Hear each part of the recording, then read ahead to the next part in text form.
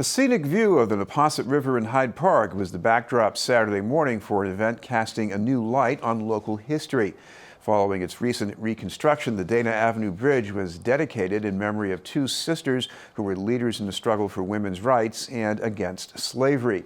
The honors for Sarah and Angelina Grimke coincide with the centennial of women's right to vote, marked in a collaboration of the Mayor's Office of Women's Advancement and the Barbara Lee Family Foundation. I think it's important to name the bridge after Sarah and Angelina because they stood up for what they truly believed was the right thing to do at a time when it wasn't certain what the outcome would be. No one could be sure that slavery would ever end or that women would ever get the right to vote, but they knew in their hearts that that was the right thing to do, and they stood up and did it.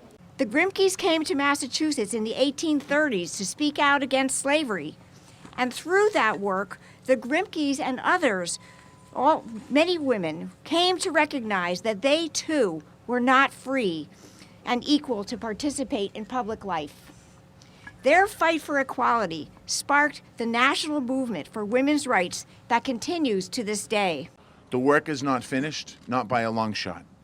Voter suppression is still a problem in our country. Women and people of color are still underrepresented and underpaid in almost every single sector of society. Too often, women's contributions get overlooked. In the United States, less than 10% of the public monuments are named for women.